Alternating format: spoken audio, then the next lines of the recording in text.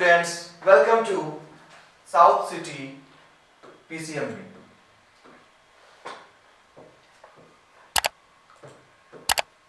और जैसा कि आप जानते हैं कि कई लेक्चर्स में आपके साथ रहा हूं, आपका biology mentor Nagendra Sahu. Students, हमारा channel South City PCMB starting के चैप्टर से आपकी सेवा में तत्पर है और कंटिन्यूअसली आपको physics, chemistry, math and bio के लेक्चर्स चैप्टर के अंदर, यानी कि चैप्टर की हम लोग समरी बता दें आपको, चैप्टर के अंदर टॉपिक वाइज काम कर रहे हैं। और ये जो काम कर रहे हैं वो हम आईएससी पैटर्न पे कर रहे हैं कि ज्यादा से ज्यादा, क्योंकि आईएससी वालों के लिए है, उनका रिजल्ट अच्छा हो सके। तो हमारे चैनल पे आपको फिजिक्स, केमिस्ट्री, मैथ और बायो के चैप्टर्स के लेक्चर मिल रहे हैं। साथ ही साथ एक बार हमारा सिलेबस कंप्लीट हो जाएगा, देन हम पेपर के और एग्जाम की तैयारी के लिए मॉडल पेपर भी सॉल्व करेंगे। हालांकि चैप्टर फिनिश होने के बाद ही मैं आपको क्वेश्चन प्रोवाइड करा दूंगा, देन पेपर की प्रैक्टिस तो अलग बात देखी जाएगी हम लोग, लेकिन चैनल के बाद ही, चैप्टर फिनिश होने के बाद ही क्वेश्चन की प्रैक्टिस करेंगे। लेकिन आपको बस हमारा कितना काम करना है कि भाई हमारे चैनल साउथ सिटी पीसीएमबी को सब्सक्राइब कर ले, जिससे आपको टाइमली लेक्चर्स मिलते हैं। तो चलिए बिना समय गवाए स्टार्ट करते हैं आज का चैप्टर बायोटेक्नोलॉजी। देखिए, बायोटेक्नोलॉजी एंड देयर प्रिंसिपल एक टेक्नोलॉजी पे बेस्ड ये चैप्टर है। और इस टेक्नोलॉजी की बात करें तो टेक्नोलॉजी आज की नहीं है, हजारों साल पुरानी टेक्नोलॉजी है, लेकिन आज हमें मॉडर्न उसमें पढ़ाया जा रहा है और कई सारे प्रोडक्ट बायोटेक्नोलॉजी की देन है, जिनके कारण हम आज नेटेलिटी को बढ़ाते हैं, यानी बर्थ रेट को बढ़ा रहे हैं, मोर्टेलिटी कम कर रहे हैं, डेथ रेट कम कर रहे हैं। बैलेंस तो थोड़ा सा एनवायरमेंट का बिगड़ता है, लेकिन टेक्नोलॉजी बहुत बड़ी चीज होती है और इस टेक्नोलॉजी को हम लोग डायरेक्टली और इनडायरेक्टली यूज करते हैं। तो चलिए इसी टेक्नोलॉजी पे लगते हैं और आज का टॉपिक हमारा रहेगा, इंट्रोडक्शन रहेगा कि क्या है प्रिंसिपल, हमारे बायोटेक्नोलॉजी का प्रिंसिपल क्या है और इंट्रोडक्शन क्या है बायोटेक्नोलॉजी। तो चलिए स्टार्ट करते हैं बायोटेक्नोलॉजी पे। तो सबसे पहले बात कर दूं आपको कि बायोटेक्नोलॉजी जो हमारा ये चैप्टर है, इस चैप्टर के बहुत सारे फायदे होने वाले हैं। जैसे हम इस बायोटेक्नोलॉजी का यूज करके एंटीबायोटिक्स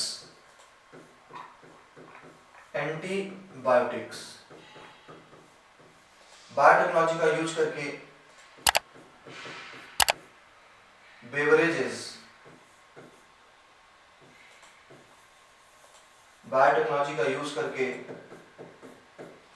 हम डिफरेंट टाइप की मेडिसिन्स का फॉर्मेशन करते हैं और न जाने कितनी चीजें हैं, रिकॉम्बिनेंट डीएनए है, और हम जीएमओ यानी जेनेटिकली मॉडिफाइड ऑर्गेनिज्म भी बनाते हैं। तो बहुत सारे इसके बेनिफिट होने वाले हैं। तो चैप्टर हमारे लिए इंपॉर्टेंट है और बोर्ड में इन दो चैप्टर से 5 मार्क्स से क्वेश्चन लगभग पूछे ही जाएंगे। और वो क्वेश्चन क्या पूछे जाएंगे इसके लिए आपको टेंशन लेने की जरूरत नहीं है, उसके लिए मैं हूं। बस आपको करना इतना है हमारे साथ कि लेक्चर को एंड तक देखना है, क्योंकि एंड में कुछ इंपॉर्टेंट क्वेश्चन बताऊंगा उस टॉपिक से जो बोर्ड में आए हैं और आने वाले हैं। क्लियर? तो चलिए चलते बात करते हैं। सबसे पहले बात करते हैं बायोटेक्नोलॉजी है क्या। What is biotechnology? What is biotechnology? तो बायोटेक्नोलॉजी क्या है? It is a techniques of using live organisms और their enzymes for products and process useful to humans. हम बायोटेक्नोलॉजी में लिविंग ऑर्गेनिज्म का यूज करें। टेक्नोलॉजी तो बहुत सारी होती है, लेकिन बायोटेक्नोलॉजी में कह रहा है कि हम टेक्नोलॉजी का यूज कर रहे हैं और टेक्नोलॉजी को लिविंग ऑर्गेनिज्म की हेल्प से यूज कर रहे हैं। यानी हम कुछ भी प्रोडक्ट बना रहे हैं ह्यूमन वेलफेयर के लिए, लेकिन वो प्रोडक्ट किसी नॉन लिविंग थिंग से नहीं बनाया गया है, वो प्रोडक्ट लिविंग थिंग से बनाया गया है और लिविंग थिंग से बने हुए प्रोडक्ट को हम क्या बोल रहे हैं? बायोटेक्नोलॉजी। तो अगर मैं आपको बताऊं तो बहुत हमारे पास एक बहुत प्राचीन एथिक है कि जब समुद्र मंथन हुआ था, तो आपको पता होगा समुद्र मंथन में, यानी कि मैं अगर बात करता हूं समुद्र मंथन की, आप सोचेंगे सर कहां ये आप बता रहे हैं, लेकिन जब समुद्र मंथन हुआ था तो समुद्र मंथन के दौरान अमृत, साथ ही साथ अल्कोहल भी मिला था। वो अल्कोहल है क्या? अल्कोहल एक फर्मेंटेशन प्रोडक्ट है। फर्मेंटेशन प्रोडक्ट है।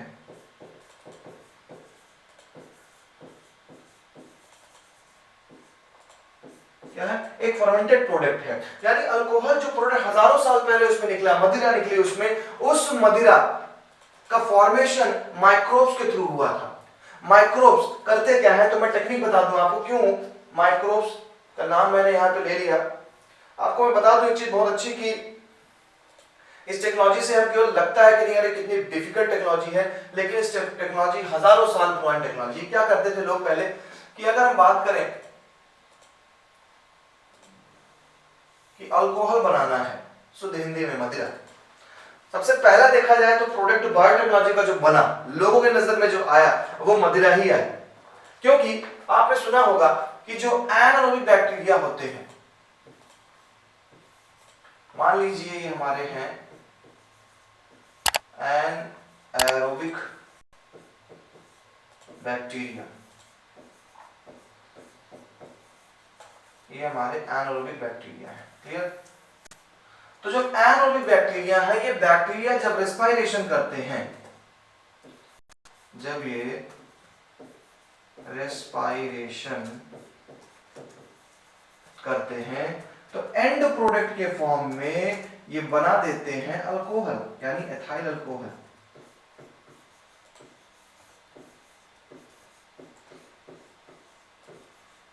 ये बनाते हैं एथाइल अल्कोहल यानी C2H5OH। इन्होंने बनाया एथाइल अल्कोहल। अब इसी एथाइल अल्कोहल को एज अ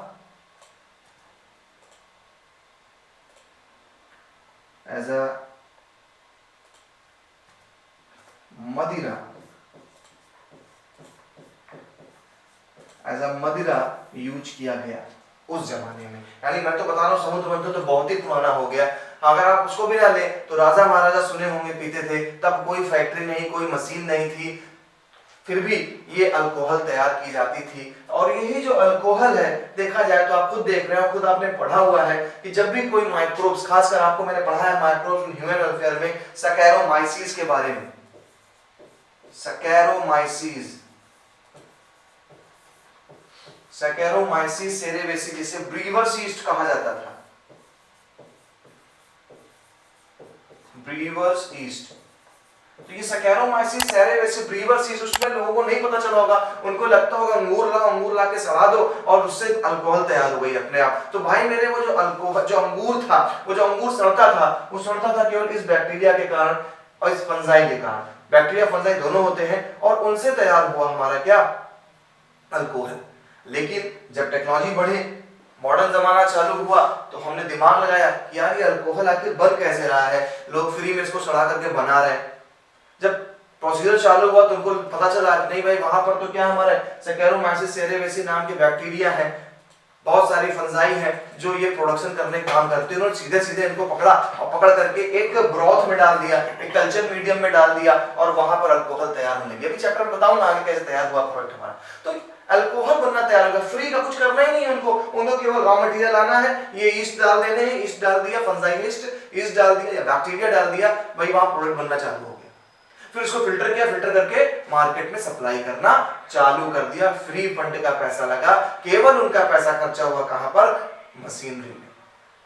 तो ये बायोटेक्नोलॉजी है, तो बहुत दूर की नहीं बात है। बायोटेक्नोलॉजी बड़ा प्रैक्टिकली हम लोग डेली लाइफ में यार कुछ ना कुछ यूज कर रहे हैं। हम लोग मार्केट का पैक्ड जूस पीते हैं, हम लोग एंटीबायोटिक्स ले रहे हैं, इसका क्या है, बायोटेक्नोलॉजी की देन है। और सबसे बड़ी इसकी रही है बायोटेक्नोलॉजी की हमारे कोरोना टाइम में, जब हमें वैक्सीन की जरूरत पड़ी। ये वैक्सीन बायोटेक्नोलॉजी के थ्रू बहुत फास्ट उस पर बनाई गई, और करोड़ों लोगों को प्रोवाइड करानी थी, और ज्यादा ही होंगे मेरे भाई। तो ये सब बायोटेक्नोलॉजी है। हम इसी पैटर्न को समझने जा रहे हैं कि आखिर ये सब होता कैसे है। तो जब आप इंटरेस्ट लेके समझेंगे इस चीज को कि आखिर ये होता कैसे है, तब आप इस चैप्टर की गहराई पे जाएंगे और चैप्टर को अच्छे से समझ पाएंगे। तो चलिए, ये तो मैंने आपको एक थीम दी कि इस थीम के थ्रू हम ऐसे चीजों को बनाते हैं। यही बायोटेक्नोलॉजी का असूल है कि जब हम लिविंग ऑर्गेनिज्म का यूज करते हैं, जब हम लिविंग ऑर्गेनिज्म का यूज करते हैं, जब हम लिविंग ऑर्गेनिज्म का यूज करते हैं, तो वो बन जाती है टेक्नोलॉजी हमारी बायोटेक्नोलॉजी। चलिए बायोटेक्नोलॉजी में आगे बढ़ते हैं। अब थोड़ी सी थ्योरेटिकल बात करते हैं, बाकी बहुत कुछ हमारे पास आपको बताने के लिए और समझाने के लिए। तो बायोटेक्नोलॉजी की डेफिनेशन से हम रूबरू हो गए। आगे बढ़ते हैं। ये बायोटेक्नोलॉजी की डेफिनेशन किसने डिसाइड करी? तो यूरोप कंट्री है हमारी, यूरोपियन फेडरेशन ऑफ बायोटेक्नोलॉजी। तो आपके बोर्ड के लिए क्वेश्चन तैयार हो जाता है कि क्या एब्रिविएशन है, यानी कि एक्सपेंड फॉर्म क्या है, सॉरी एक्सपेंड फॉर्म क्या है, देखते हैं भाई। एक्सपेंड फॉर्म, तो जो हमारा एक्सपेंड फॉर्म बना वो क्या बना? एब्रिविएशन पूछेगा व्हाट इज EFB, तो European federation of biotechnology. 1 mark का क्वेश्चन आपके बोर्ड एग्जाम में रखा हुआ है, ये 1 मार्क का क्वेश्चन। आपसे मैंने कहा था कि मैं लेक्चर के बीच आपको बताता चलूंगा कि कौन सा क्वेश्चन बोर्ड में आ सकता है, कैसा क्वेश्चन आया है। क्लियर? तो यूरोपियन फेडरेशन ऑफ बायोटेक्नोलॉजी ये बहुत इंपॉर्टेंट है, इसका एब्रिविएशन पूछ सकता है। Then define the biotechnology is the, क्या डिफिनेशन क्या बताई? The integration of natural science, the integration of natural science and organism cells parts there of and the molecule analogous for product and services. तो आपको बहुत difficult लगे तो भाई देखिए, बायोटेक्नोलॉजी की डेफिनेशन बोर्ड नहीं पूछेगा आपसे, ये तो मैंने राइट कर दिया कि वैसा आपने बताया नहीं। डेफिनेशन बायोटेक्नोलॉजी की नहीं पूछता, बहुत छोटी चीजें हैं, आपको बस समझना है कि बायोटेक्नोलॉजी है क्या, और इस पेज पे आपको 1 नंबर का क्वेश्चन मिलेगा बोर्ड एग्जाम में, व्हाट इज EFB। ओके, चलिए आगे चलते तो हम बात करते हैं सबसे पहले कि हमारी जो बायोटेक्नोलॉजी है, बायोटेक्नोलॉजी किस पर बेस्ड है। तो देखिए 2 चीजों पे बायोटेक्नोलॉजी हमारी बेस्ड है, क्या समझते हैं? प्रिंसिपल हर एक चीज का होना जरूरी है, प्रिंसिपल होना बहुत जरूरी इसलिए है क्योंकि बिना प्रिंसिपल के कोई काम नहीं हो सकता है। आज यहाँ पे भाई आप चले यहाँ से देखिए, चलते हैं भैया, आपको समझ आ सके। देखिए हम बात करने जा रहे हैं प्रिंसिपल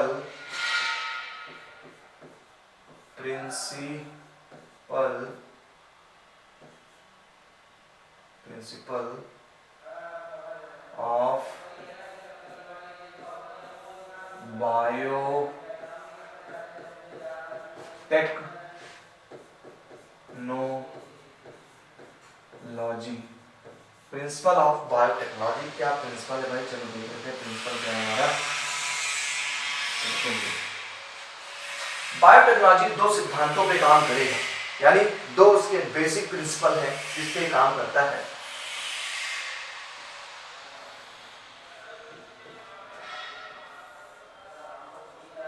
एक प्रिंसिपल है आपका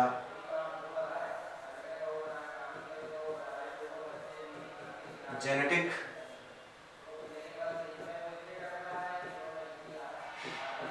इंजीनियरिंग,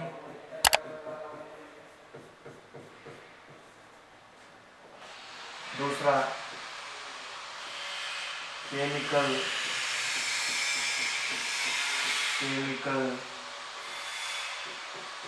इंजीनियरिंग।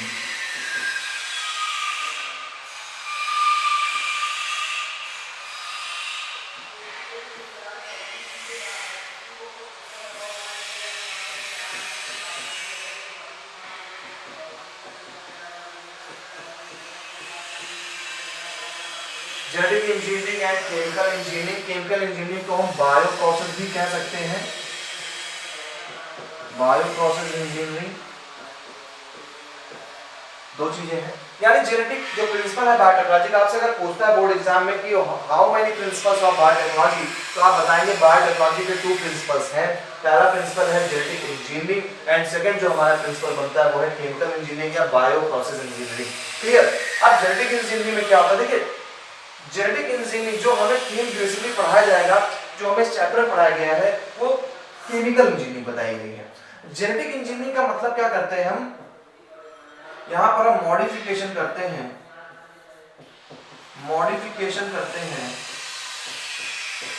इसकी जीन्स की, यहाँ जीन्स का मॉडिफिकेशन होता है, और मॉडिफिकेशन के बाद आप जो डीएनए बनाते हैं वो बनाते हैं रिकॉम्बिनेंट डीएनए, और इसी को हम लोग बोल देते हैं recombinant DNA technology. Recombinant DNA technology. तो कहीं पर हमारा रिकॉम्बिनेंट टेक्नोलॉजी लिया जाए, कहीं पर बायो प्रोसेस। बायो प्रोसेस में क्या होता है बेटा कि बायो प्रोसेस में आप बहुत सारे केमिकल प्रोडक्ट बनाते हैं, केमिकल प्रोडक्ट बनाते हैं। उस केमिकल प्रोडक्ट में आपके एंजाइम हो सकते हैं डाइजेस्टिव। बाकी मैंने आपको माइक्रोब्स इन ह्यूमन वेलफेयर में सारी चीजें बताई हैं, जैसे एक हमारा बनता है पैक्टिनेज है ना, एंजाइम्स हैं, ब्लड क्लॉट को रिमूव करने वाले केमिकल्स हैं, तो वो सारी चीजें हमारी केमिकल इंजीनियरिंग में आती हैं। तो अगर थीम की बात करें जेनेटिक इंजीनियरिंग, तो हमें करना क्या है, हमें एक डिजायर्ड डीएनए लेना होता है, डिजायर्ड डीएनए। इसके बाद अब हमें डीएनए को डिजायर्ड मतलब हम जिस टाइप की प्रोटीन चाह रहे हैं, हम चाह रहे हैं कि कोई बेबी है और बेबी जेनेटिक ही फॉर्म में या एम्ब्रियोनिक कंडीशन में पता चला कि बेबी को ये डिसऑर्डर हो सकता है, ऐसा डिसऑर्डर जो कि उसके पेरेंट्स में है, और पेरेंट्स से वो डिसऑर्डर उसके बच्चे में जा सकता है। तो हम क्या करेंगे, बेबी में उस जीन को रिमूव करेंगे, उसकी जगह पे एक हेल्दी जीन लगा करके हम उसकी जान बचा सकते हैं, उसको जेनेटिक प्रॉब्लम जो होने वाली है उससे बचा सकते हैं। तो इसके लिए हमारा जो होता है जेनेटिक इंजीनियरिंग आती है। अभी इसके स्टेप बताऊंगा। सेकेंड हमारा जो प्रिंसिपल है वो है केमिकल इंजीनियरिंग पे। अब हमें कोई प्रोडक्ट तैयार करना है, हमें कोई नई चीज बनानी है, हमें कोई डाइजेस्टिव एंजाइम बनानी, जो भी केमिकली जो भी प्रोडक्ट मार्केट में आएगा जो लिविंग ऑर्गेनिज्म से बना हुआ है वो इस प्रिंसिपल पे आएगा। अगर हमने कोई नया ऑर्गेनिज्म तैयार किया है, हमने कोई नया प्लांट तैयार किया है, तो वो इस पैटर्न पे आएगा। क्लियर? मैं एक ऐसा गाय बनाता हूँ, जैसे एक काऊ बनाएंगे रोजी, तो रोजी काऊ के मिल्क में प्रोटीन की क्वांटिटी इंक्रीज हो जाए खुद ब खुद। आप अदर गाय का दूध पिएंगे 2 ग्लास तो प्रोटीन मिलेगी, उस गाय का दूध पी लेंगे 1 ग्लास तो प्रोटीन मिल जाएगी। तो ये जो हमने ऑर्गेनिज्म तैयार किया उसके डीएनए में चेंज करके, ये जेनेटिक इंजीनियरिंग है। और हम किसी के ऑर्गेनिज्म में चेंज करके केमिकल प्रोडक्ट निकालें और वो मार्केट में सप्लाई करें, तो वो केमिकल इंजीनियरिंग है। ये 2 प्रिंसिपल है जेनेटिक इंजीनियरिंग। क्लियर? चलिए आगे चलते हैं। अब हम आपको लेके आते हैं वापस अपने जेनेटिक इंजीनियरिंग पे। अब जेनेटिक इंजीनियरिंग में हम एक ऑर्गेनिज्म तैयार करते हैं जो कि जेनेटिकली मॉडिफाइड होगा। तो क्या होता है, पहले बेसिक स्टेप हम आइडेंटिफिकेशन करते हैं विद डिजायरेबल डीएनए। डिजायरेबल जो हम चाहते हैं ये जीन, क्योंकि देखिए अब आपको मैं जीन बोल रहा हूं, जीन से क्यों कैसे प्रोटीन बनती है तो बेवकूफी होगी। रीजन क्या है, याद करिए मैंने आपको मॉलिक्यूलर बेसिस ऑफ इनहेरिटेंस में पढ़ाया हुआ है बहुत अच्छे से कि बेटा डीएनए से आरएनए बनता है, आरएनए से बेटा प्रोटीन बनती है, और प्रोटीन से बेटा कैरेक्टर बनता है। ये मैंने आपको ऑलरेडी पढ़ाया हुआ है। तो मैं यहाँ पर इतने रेस्ट नहीं थीम लेके चलूंगा, आपको सीधे बोल रहा हूँ भाई हाँ हम जीन्स में चेंजेस करेंगे, जीन्स से ही कैरेक्टर बनेंगे। सबसे पहले हमें डिजायर्ड जीन्स की जरूरत पड़ेगी। तो desired genes traditional hybridization technique lead to the inclusion and multiplication of undesirable genes and desirable jeans.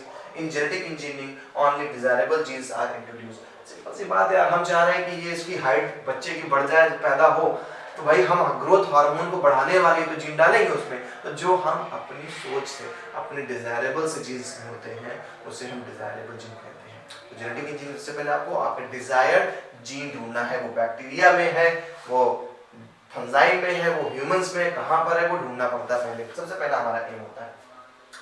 दूसरे एम पे हम चलते हैं, introduction of the identification DNA into the host. अब हमें अपने डीएनए को जहाँ प्रोडक्ट बनाना या कुछ बनाना हो उसके लिए किसी होस्ट की जरूरत पड़ेगी।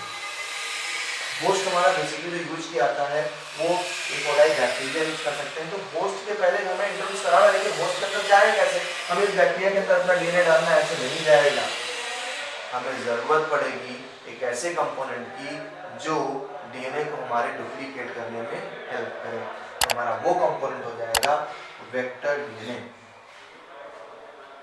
हमारा वो कंपोनेंट हो गया वेक्टर डीएनए, और उस वेक्टर डीएनए में हमारी चीज आती है प्लाज्मिड। ये हमारे होस्ट डीएनए में जाने का रास्ता बनाएंगे, एक व्हीकल देंगे कि वहां तक वो पहुंच सके। तो डीएनए व्हीकल भी कह सकते हैं। तो ये व्हीकल देंगे, वो व्हीकल क्या है, प्लाज्मिड। सबसे पहले डिजायर डीएनए लेना है, फिर हमें व्हीकल ढूंढना जहाँ पर हम अपने डीएनए को जोड़ सकें, जोड़ करके हम अपने होस्ट सेल में एंटर कर सकें। तो हमें ये कोई बताना देखिए।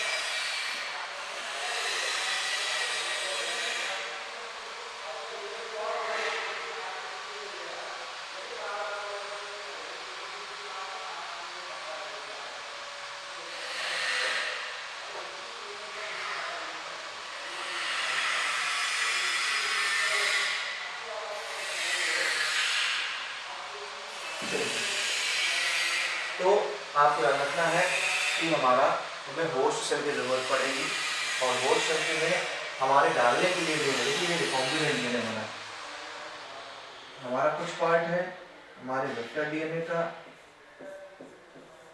और ये हमारा डिजायर्ड डीएनए। ये हमारा क्या डिजायर्ड, दोनों को जोड़ो तो रिकॉम्बिनेंट डीएनए बन गया। इसी को रिकॉम्बिनेंट प्लाज्मिड डाल रहे हैं और इस हम ई कोलाई होस्ट में इसको हम एंटर करेंगे। तो पहला हमारा स्टेप जो था डिजायर्ड डीएनए को ढूंढना, दूसरा हमें उस व्हीकल को ढूंढना जिससे हम अपने डीएनए को फिट कर सकें और होस्ट में डाल सकें। तीसरा हमारा आ गया maintenance of introduced DNA into the host and transfer of the DNA to its progeny.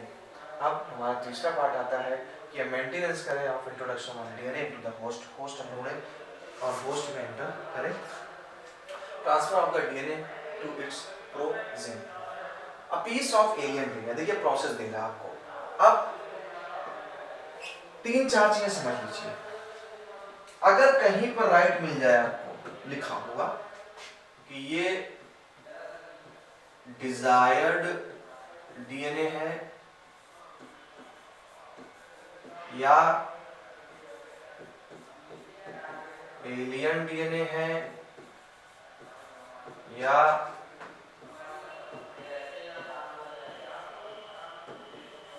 Foreign DNA है, इन तीनों का एक ही मतलब होता है।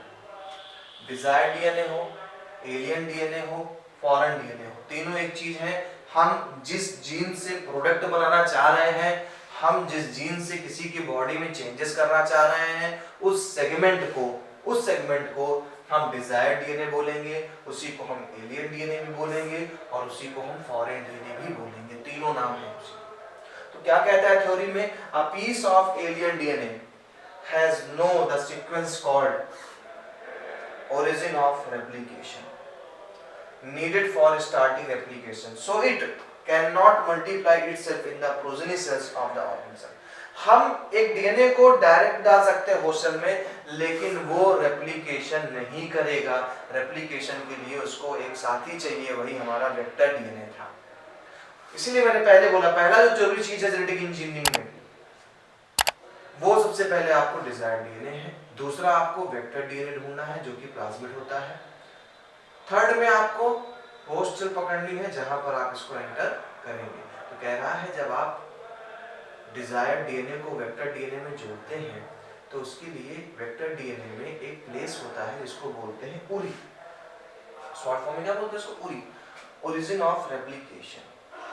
उस जगह से जब हम डीएनए अपने डिजायर्ड डीएनए को जोड़ देते हैं तो हमारे डीएनए के साथ जब उसका डीएनए रेप्लिकेट करेगा प्लाज्मिड, तो हमारा भी डीएनए रेप्लिकेट करेगा और हमें हमारा प्रोडक्ट मिलता रहेगा। Hence, alien DNA is integrated into the recipient genome. It multiplies and inherit along with host DNA, और ये होस्ट डीएनए के साथ हमारा बढ़ता जाएगा। The process of joining and, अब देखिए मैंने पहले बोला था बोर्ड के लिए क्वेश्चन, प्रिंसिपल पे क्वेश्चन हो गया कि क्या प्रिंसिपल है। दूसरा मैंने आपको बताया कि यूरोपियन फेडरेशन ऑफ बायोटेक्नोलॉजी, वो क्वेश्चन तुरंत तैयार होगा। तीसरा क्वेश्चन यहाँ से निकलने वाला जो साइंटिस्ट का कंट्रीब्यूशन पूछा जाता है। तो साइंटिस्ट के कंट्रीब्यूशन की बात करें अगर, तो the process of joining and inserting a foreign piece DNA into the host organism to produce new genetic combination is called recombinant DNA technology। अब इन्होंने एक तो बायोटेक्नोलॉजी है, दूसरी क्या टेक्नोलॉजी बताई कि जब हम प्लाज्मिड में अपना डिजायर्ड डीएनए जोड़े। ये मान लीजिए प्लाज्मिड था, ये बैक्टीरिया है, इन बैक्टीरिया के अंदर क्या है, इन बैक्टीरिया के अंदर हमारा ये प्लाज्मिड है, ये प्लाज्मिड है, पूरा प्लाज्मिड था बैक्टीरिया के अंदर, ठीक है। सब बना देते इसको, ये हमारा प्लाज्मिड था, ठीक। अब ये तो प्लाज्मिड था, ये बैक्टीरिया के अंदर है। पता है कि हम जब ये बैक्टीरिया 1 से 2 होगा तो हमारा डीएनए भी होगा, तो पहले हमें इस प्लाज्मिड वाले में अपना डीएनए जोड़ना है। तो ये तो हमारा वेक्टर डीएनए है, ये हमारा वेक्टर था। अब अपना डिजायर्ड डीएनए लाते हैं। तो देखिए डिजायर्ड डीएनए हमें ये ले लिया, मान लीजिए चलिए ये हमारा डिजायर्ड डीएनए है, दिख रहा होगा।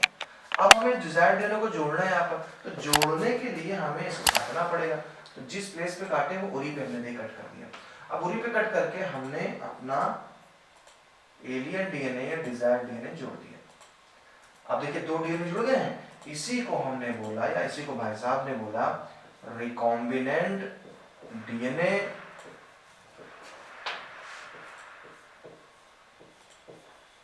टेक्नोलॉजी। रिकॉम्बिनेंट डीएनए टेक्नोलॉजी, इसी चीज को टेक्नोलॉजी। तो सबसे पहले कोहेन एंड बोयर ने कार्यक्रम किया, तो हो सकता है स्टैनली कोहेन का कंट्रीब्यूशन या कोहेन एंड बोयर का कंट्रीब्यूशन आपसे पूछ लिया जाए। तो फर्स्ट रिकॉम्बिनेंट डीएनए, तो यहाँ पर मैं इसको मार्क करूंगा, रीजन क्या है क्योंकि ये इंपॉर्टेंट है आपके लिए। तो यहाँ पे आपका क्वेश्चन जाएगा the first recombinant DNA was produced by Stanley Cohen and Herbert Boyer। 1972 में कोहेन और बोयर ने सबसे पहला recombinant DNA टेक्नोलॉजी सर्च करी, सबसे पहले recombinant DNA टेक्नोलॉजी। तो आप समझ रहे हैं कि 4 क्वेश्चन अभी तक मैंने बताया, जो मैंने लेक्चर के पहले बोला था कि मैं इसीलिए कहता हूँ लेक्चर को एंड तक देखना है। 4 क्वेश्चन होता है, पहला प्रिंसिपल ऑफ बायोटेक्नोलॉजी, दूसरा EFB European federation of biotechnology, तीसरा हमने क्या बताया क्वेश्चन आपको कि स्टैनले कोहेन पे चले जाइए, क्वेश्चन इनका पूछा सकता है क्वेश्चन कि कंट्रीब्यूशन क्या, साइंटिस्ट कंट्रीब्यूशन आईसी पूछती है अभी तक के पैटर्न पे। They isolate an antibiotic resistance gene from a plasmid of Salmonella typhimurium. Salmonella typhimurium जो उन्होंने एक एंटीबायोटिक रेजिस्टेंस, देखिए प्लाज्मिड बैक्टीरिया में एक एक्स्ट्रा क्रोमोसोमल जेनेटिक मटेरियल होता है, यानी कि बैक्टीरिया में एक एक्स्ट्रा क्रोमोसोमल जेनेटिक मटेरियल है और उस एक्स्ट्रा क्रोमोसोमल जेनेटिक मटेरियल को हम बोलते हैं प्लाज्मिड, यही वेक्टर बन जाता है। तो ये बैक्टीरिया को रेजिस्टेंस पावर देखता है। आपकी बॉडी में कोई बैक्टीरिया गया तो आप मेडिसिन खाते हो, कहते हैं एंटीबायोटिक खा ली हमने, तो आपने जो एंटीबायोटिक खाया हो सकता है इस एंटीबायोटिक का असर इस बैक्टीरिया पे ना हो, क्यों?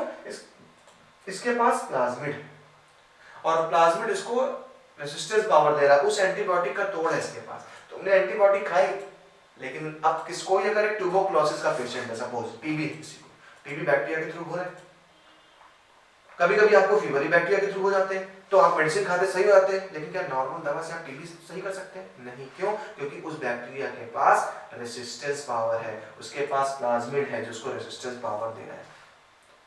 हमें इसी प्लाज्मिड का यूज करना पड़ता है। तो सबसे पहले बता रहे हैं कि कोहेन एंड बोयर ने एंटीबायोटिक रेजिस्टेंट जीन निकाला, वो भी निकाला जीन क्या, साल्मोनेला टाइफीम्यूरियम। यानी अगर उस साल्मोनेला टाइफीम्यूरियम से वो जीन निकाल दिया गया ना, तो अब वो एंटीबायोटिक रेजिस्टेंट नहीं रहा, उस पे मेडिसिन का असर चट से हो जाएगा। With the plasmid it was linked with the plasmid vector and transfer into the E coli. इसको जब वेक्टर जोड़ करके ट्रांसफर किया ई कोलाई में इन्होंने, as a result the gene was expressed and multiplied in E coli. और इसका result क्या निकला कि ई कोलाई में वो जीन पहुंच गया जिससे कि उसमें रेजिस्टेंस पावर आ गई और हमने ढेर सारी साल्मोनेला टाइफीम्यूरियम से एंटीबायोटिक तैयार कर ली और इसी को मार्केट में क्या किया, सप्लाई किया। ये बायोटेक्नोलॉजी की थीम होती है, ऐसे काम होता है। समझे बात को? तो इन चीजों से हम बायोटेक्नोलॉजी का लगा। तो यहाँ पर जो पेज ना हमारा, ये पेज इसे बहुत हमारा इंपॉर्टेंट है, यहाँ पर हमें एक क्वेश्चन ये मिलता है। चलिए आगे बेसिक स्टेप पढ़ने, नोट कर लीजिए तो इसको।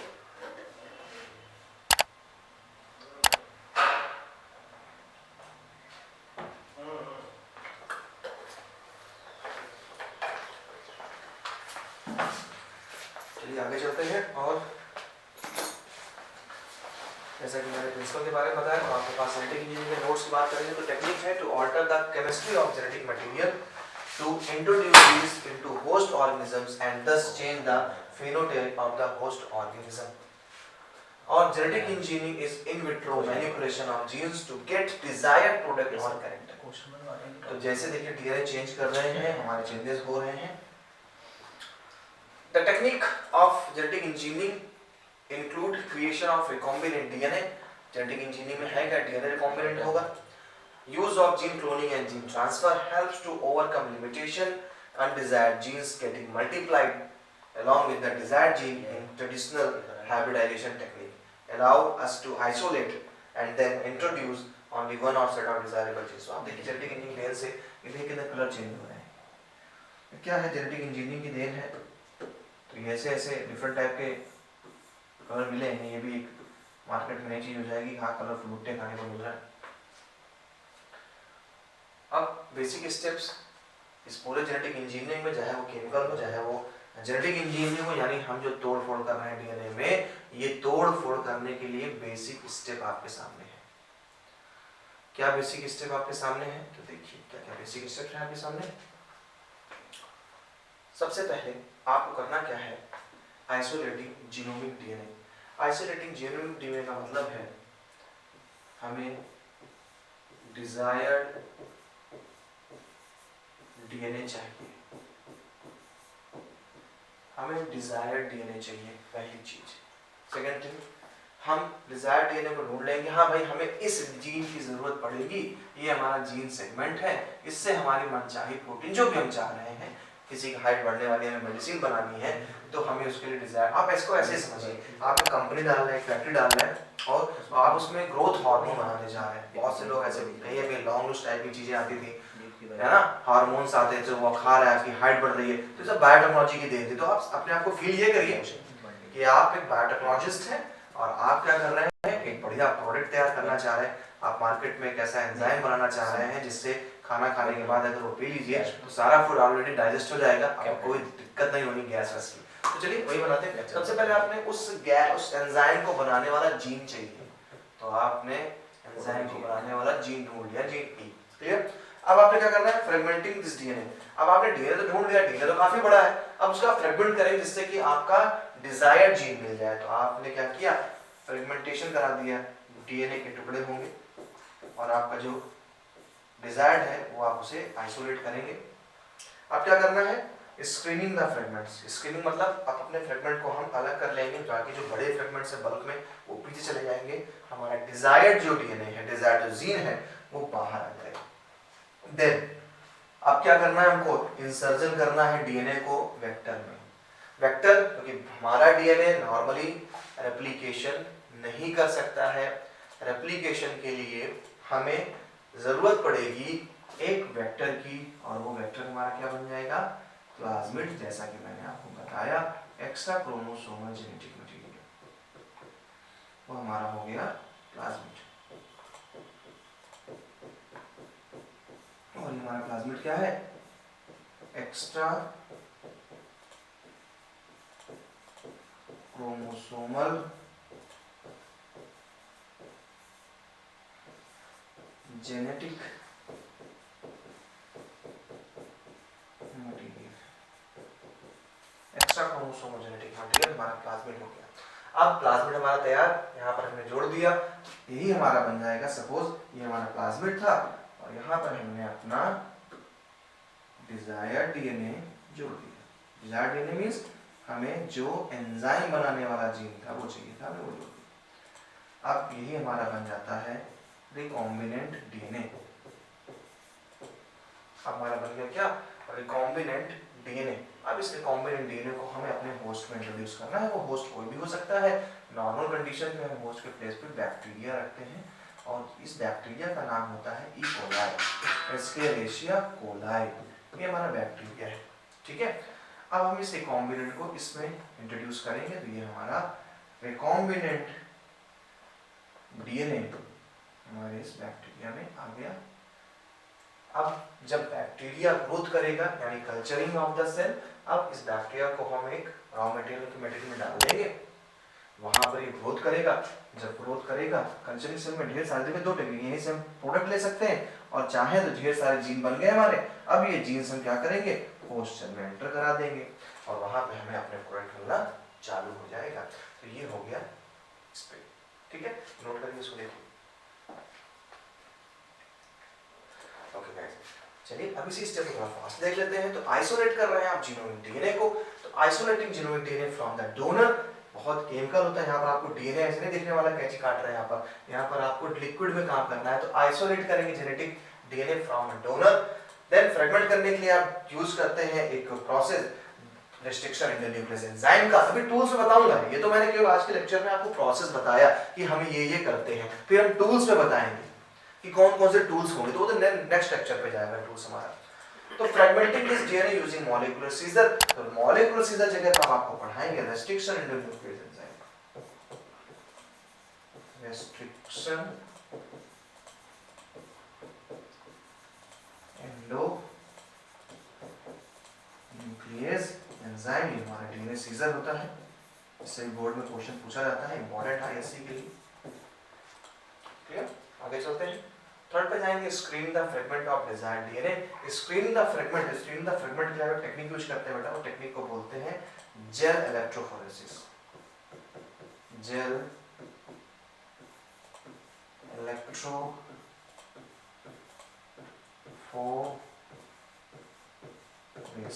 इलेक्ट्रोफोरेसिस टेक्निक है, जिससे हम स्कैनिंग करते हैं, फ्रेगमेंट को अलग कर लेते हैं, then inserting the fragment with the desired gene into a cloning vector. हम क्लोनिंग वेक्टर में डाल देंगे जहां पर ये रिकॉम्बिनेंट डीएनए बना रहा, आप देख रहे हैं यहाँ पर हमारा रिकॉम्बिनेंट डीएनए बन गया, ब्लू एंड रेड का मिक्सर। फिफ्थ पे है, अब इसको हम होस्ट सेल में इंट्रोड्यूस कराएंगे, introducing the recombinant vector into the competent host cell, जो भी इस होस्ट इसको एब्जॉर्ब कर सके उस होस्ट सेल में इसको हम एंटर करा देंगे। Then culturing these of cells obtain multiple copies of cloning of desired DNA fragments. हमें ढेर सारी कॉपीज मिल जाएंगी हमारे डिजायर्ड डीएनए की, हम चाहे तो उसको होस्ट में एंटर करके उसकी बॉडी में चेंजेस कर सकते हैं फिजियोलॉजिकल, अदरवाइज हम इस कॉपी से कोई नया प्रोडक्ट बना सकते हैं। तो ये रहा हमारे लेक्चर में, कि आज हम जान गए इस चीज को कि आखिर हमें एक बेसिक प्रोसेस करना क्या है।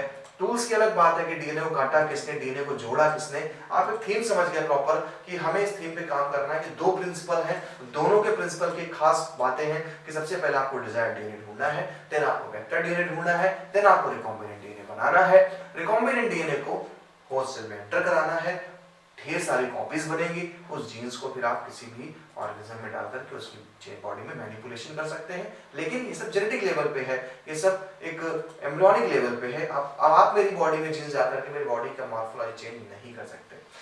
तो thanks for watching till and, और ऐसे ही हमारे साथ पढ़ते रहें। टॉपिक के बाद मैं जिस दिन भी मैंने क्वेश्चन बताया इंपॉर्टेंट आपके लिए, बहुत इंपॉर्टेंट है, और इसका रिजल्ट आप देखेंगे जब आप बोर्ड एग्जाम देंगे तो पेपर आपके सब सामने आएंगे। तो हमारे साथ ऐसे बने रहें, मिलेंगे नेक्स्ट लेक्चर में एक नए टॉपिक के साथ, तब तक के लिए बाय बाय।